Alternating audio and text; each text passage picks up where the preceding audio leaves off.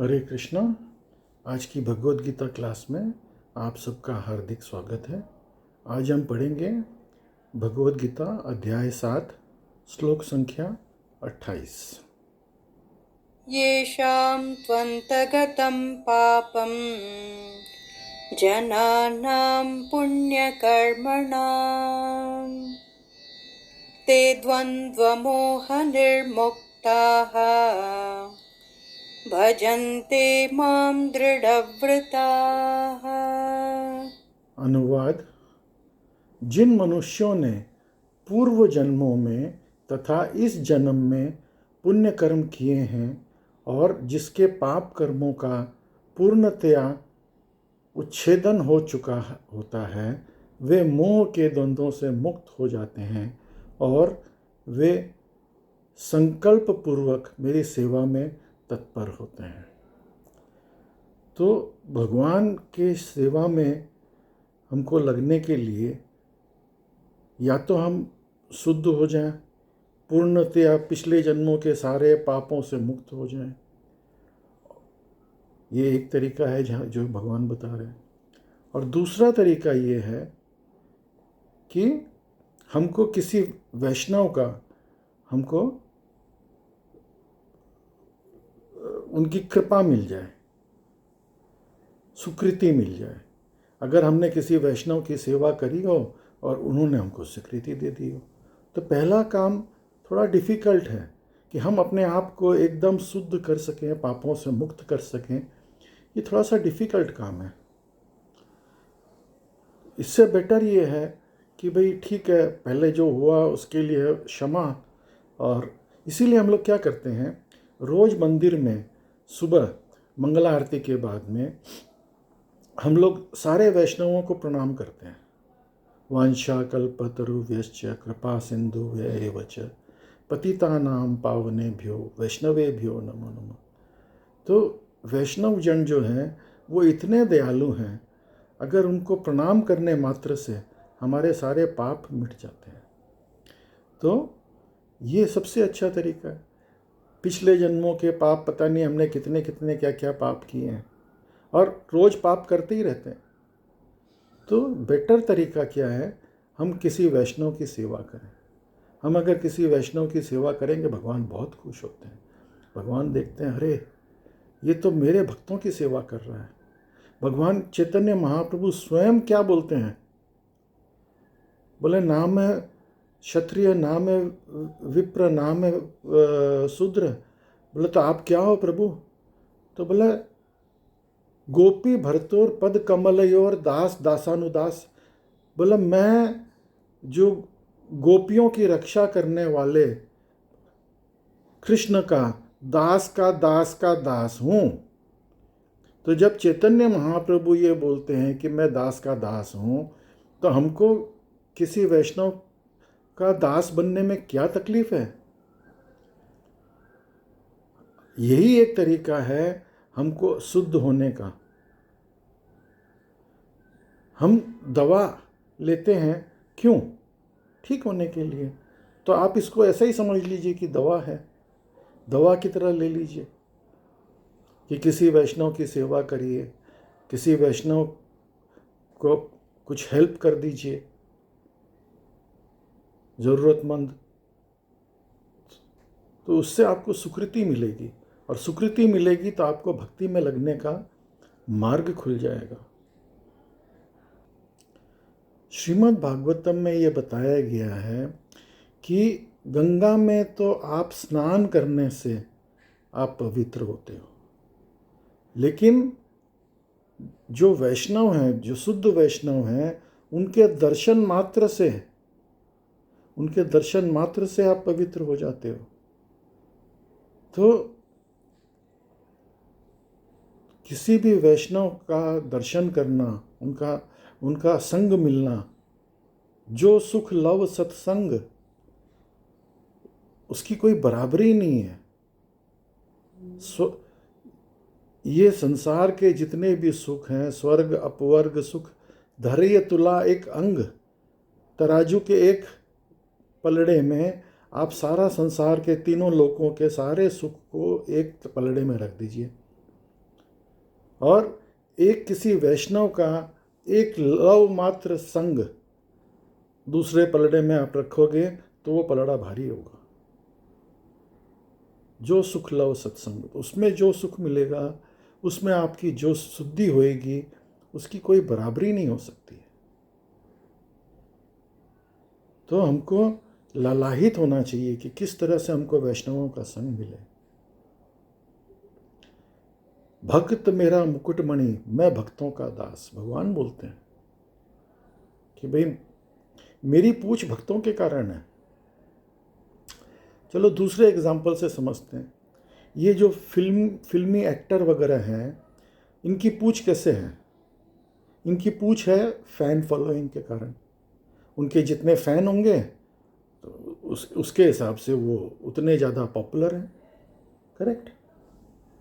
तो अब आप सोचो, अभी अभी रिसेंटली जगन्नाथ रथ यात्रा हुई थी। अब एक जगह माने कोई एक्टर अगर कहीं पहुँचे तो कितने उसके फ़ैन पहुँचते हैं? कोई एक नेता कहीं पहुँचता है तो कितने फ़ैन पहुँचेंगे उसके? और भगवान की रथ यात्रा निकलती है, जगन्नाथ रथ यात्रा, उसके अंदर कितने लोग आते हैं? 3 करोड़ लोग। अब आप सोचो, किसी नेता की या अभिनेता की यात्रा में इतने लोग आते हैं? नहीं। तो भगवान की फ़ैन फॉलोइंग, तो भगवान यही बोलते हैं, बोला मेरी पूछ क्या चीज़ से है? मेरी पूछ है मेरे भक्तों के कारण। ये खैर भगवान का बोलने का बड़प्पन है, लेकिन भगवान का तात्पर्य बहुत क्लियर है कि मैं अपने भक्तों की परवाह करता हूँ। मेरे भक्तों की कोई सेवा करेगा वो व्यर्थ नहीं जाएगा, मैं उसकी रक्षा करूँगा। अगला श्लोक पढ़ेंगे। जरा मरण मोक्षाय मामाश्रित्य यतन्ति ये ते ब्रह्म तद्विदुः कृत्स्नम् अध्यात्मं कर्म चाखिलम्। अनुवाद: जो जरा तथा मृत्यु से मुक्ति पाने के लिए प्रयत्नशील रहते हैं, वे बुद्धिमान व्यक्ति मेरी भक्ति की शरण ग्रहण करते हैं। वे वास्तव में ब्रह्म हैं, क्योंकि वे दिव्य कर्मों के विषय में पूरी तरह से जानते हैं। तो अगर आपको ऐसा बोला जाए कि आपको एक ऐसे देश में आपको सिटीज़नशिप दी जा रही है जहाँ पे आप बूढ़े नहीं होगे, आप बीमार नहीं होगे, आप हमेशा सुंदर बने रहोगे, आपके पास धन की कोई कमी नहीं रहेगी और आपको काम करने की ज़रूरत नहीं पड़ेगी, तो आप उसकी सिटीज़नशिप लेना चाहोगे? सब कूद कूद के जाएंगे। तो भगवान अपने धाम के बारे में क्या बोलते हैं? ब्रह्म संहिता में वर्णन है, चिंतामणि प्रकर सद्म सुकल्प वृक्ष, कि भगवान का जो धाम है वो क्या है? उसकी जो धूल है वो चिंतामणि के समान है। चिंतामणि क्या होती है? चिंतामणि के सामने आप कुछ भी आप मन में इच्छा करो, आपको तुरंत मिल जाएगी। तो वहाँ की जो धूल के कण कण है वो चिंतामणि से बनी हुई है। और जैसे जो पेड़ जितने भी लगे हुए हैं वहाँ पे, वो सारे कल्प वृक्ष हैं। अभी कल्प वृक्ष क्या होता है? कल्प वृक्ष वो होता है कि आप किसी उस कल्प वृक्ष के नीचे खड़े होकर के आप कुछ भी कल्पना करो,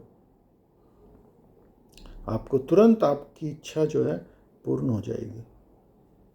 तो सोचो, भगवान के धाम में इस तरह की सुविधाएं हैं कि आप वहाँ पे खड़े होकर जो सोचोगे वो आपको मिल जाएगा। आप ऐसे जगह की आप में सिटीजनशिप लेना चाहोगे? हर कोई चाहेगा, लेकिन उसके लिए आपको थोड़ी मेहनत करनी पड़ेगी।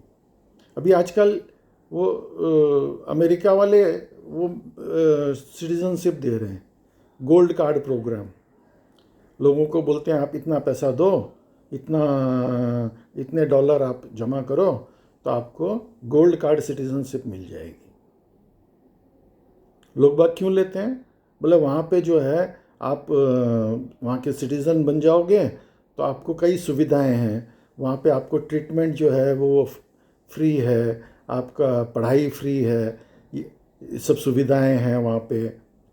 तो ये सब के कारण लोग बाग सिटीजनशिप लेना चाहते हैं। अरे ये सब सुविधाएं तो कुछ भी नहीं है। आज भगवान के धाम में जो सुविधा है, क्या उसकी बराबरी वो कर सकते हैं? नहीं कर सकते। तो इसलिए बुद्धिमान व्यक्ति को की क्या इच्छा होगी कि वो भगवान की शरण में जाए, भगवान के धाम की मेंबरशिप ले, वहाँ की सिटीजनशिप लेवे। क्योंकि एक बार अगर कोई भगवान के धाम में चला जाता है तो वापस लौट के इस मृत्यु लोक में नहीं आएगा। इस मृत्यु लोक में चाहे किसी भी देश में चला जाए, ये पाताल लोक से लेकर के ब्रह्म लोक तक, इसके अंदर जितने भी ये लोक हैं, आप कहीं भी चले जाओगे, आपको जन्म मृत्यु जरा व्याधि ये तो तकलीफ़ें रहेगी ही रहेगी। आपका जन्म होएगा, आपकी मृत्यु होएगी। तो जन्म और मृत्यु के अंदर कितनी तकलीफ होती है? जैसे 54,000 बिच्छू एक साथ में डंक अगर मारे तो कितनी पीड़ा होती है, इतनी पीड़ा जन्म और मृत्यु में होती है। जन्म मृत्यु जरा, जरा मतलब बुढ़ापा। बुढ़ापे में आदमी को कितनी तकलीफ होती है, ये किसी बूढ़े व्यक्ति से ही पूछो आप। हमको मन तो करता है हम भागें, लेकिन हमारा शरीर हमारा साथ नहीं देता है। हम लोग सोचते हैं कि हम भक्ति जो है बुढ़ापे में कर लेंगे। कैसे करोगे? आँखों में आएंगे जाले, नाक से बहेंगे नाले, जबान पे लगेंगे ताले, शरीर चलेगा नहीं, आपका बस में नहीं रहेगा। आप क्या भक्ति कर पाओगे उस समय? इसीलिए प्रहलाद महाराज क्या बोलते हैं? कौमारम आश्रयते श्रेष्ठ, कि बचपन से 5 वर्ष की उम्र से भक्ति प्रैक्टिस करनी चाहिए। अपने बच्चों को आप 5 वर्ष की उम्र से सिखाना शुरू करो कि भगवान की भक्ति करनी है। तो वो श्रेष्ठ है, क्योंकि उस समय जो है वो शरीर एकदम आपके कंट्रोल में है, और आप उसको जैसा ट्रेन करोगे वैसा वो हो जाएगा। एक एग्जाम्पल से बताता हूँ। एक किसान था, उसके पास एक गाय थी। तो उसके एक छोटा बच्चा जन्म लिया। थोड़ी दिनों के बाद में बच्चा जब 5-6 साल का था, तो गाय जो उसके पास थी, उस गाय ने भी एक बैल को, बछड़े को जन्म दिया। अब वो बच्चा जो है बड़ा अटैच्ड था उस बछड़े से। वो रोज़ उसको, बछड़े को उठा उठा करके गले लगा लगा के घूमता था। छोटा बच्चा था, वो बछड़ा भी छोटा था, वज़न ज़्यादा नहीं था, उठा लेता था और उसको जो है रोज़ खेलता था। अब वो धीरे धीरे वो बछड़ा जो है बड़ा होकर के बैल बन गया, और ये भी बच्चा भी जो है जवान हो गया। लेकिन अब सोचो बैल कितना भारी होता है, लेकिन उसको आदत है उसको उठाने की, तो रोज़ उसको उठा रहा था। अभी भी आप जिम में रोज़ अभ्यास करते हो तो आप वज़न जो है 50-50 किलो भी लोग बाग वज़न उठा लेते हैं। आपकी वज़न से ज़्यादा का वज़न, अपने खुद की वज़न से ज़्यादा का वज़न उठा लेते हैं लोग बाग। तो अभ्यास की बात होती है, तो हमको बचपन से अभ्यास करना चाहिए। अगला श्लोक पढ़ेंगे। साधिभूताधिदैवं मां साधियज्ञं च ये विदुः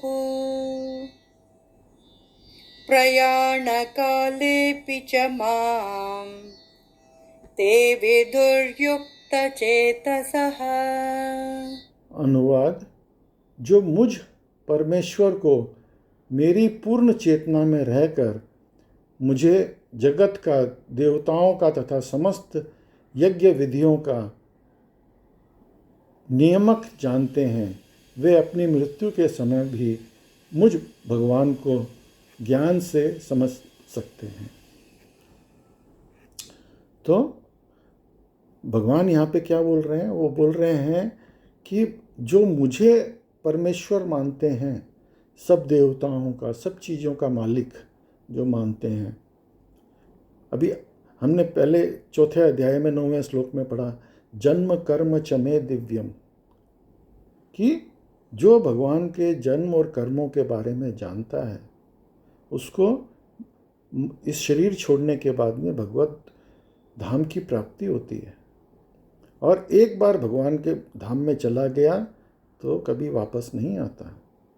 तो यही जो है भगवान यहाँ पे बोल रहे हैं कि जो मुझे सर्वस्व मानता है वो मेरे धाम को आएगा।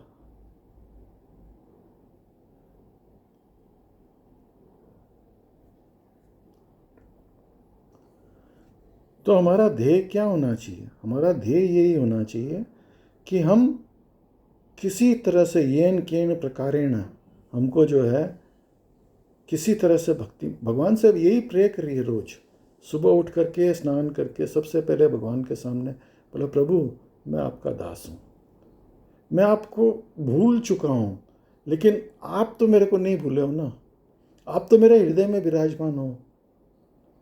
तो आप मुझे प्रेरणा दो कि मैं आपकी सेवा में लगा रहा हूँ, मैं आपको छोड़ूं नहीं। मैं छोड़ भी दूँ तो आप मुझे मत छोड़ो, आप मुझे पकड़ के रखो। यही वरदान जो है भूदेवी ने, जब भगवान ने वराह रूप लिया था तो वो भूदेवी को जो है, पृथ्वी को जो है समुद्र के गर्भ में हिरण्याक्ष ने डाल दिया था।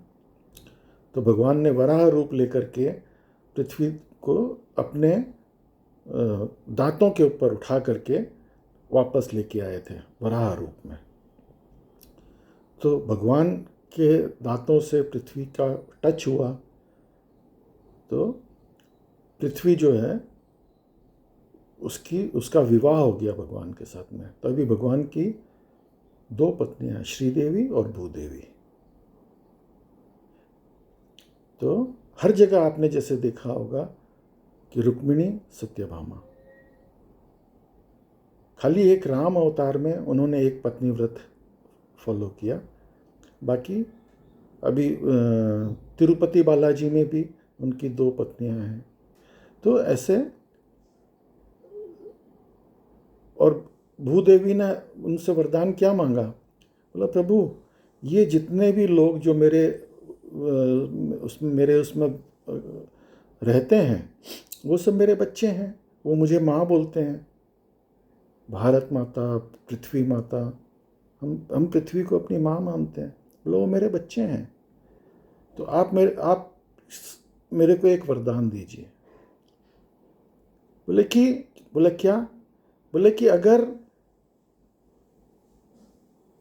उसने एक बार भी आपके सामने खड़े होकर के सच्चे मन से अगर आपको ये बोला है कि प्रभु मैं आपका हूँ और आप मेरे हो, सच्चे मन से, तो आप उसको जब मरेगा, उसके जब शरीर त्यागेगा, तो आप उसके ध्यान में आओगे और उसको अपने लोक में ले जाओगे। तो भगवान बोलते हैं, बोला हाँ मैं रेडी हूँ, लेकिन कम से कम अपनी ज़िंदगी में एक बार सच्चे हृदय से, सच्चे मन से मेरे पास आके ये बोले कि प्रभु मैं आपका हूँ और आप मेरे हो।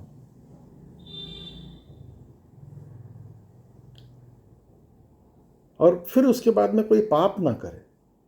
पाप करता रहेगा तो फिर कोई फ़ायदा नहीं है। हमको कोई पाप नहीं करना है और भगवान से खाली प्रार्थना करनी है, जो कि बहुत इजी है, कोई बहुत ज़्यादा भी नहीं बोल रहा है, मामूली सा काम है और हम भगवान के धाम में जा सकते हैं। तो आप लोग सब आज की क्लास में सम्मिलित हुए, उसके लिए बहुत बहुत धन्यवाद।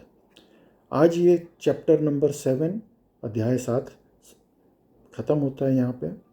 कल से हम लोग शुरू करेंगे अध्याय 8। हरे कृष्ण।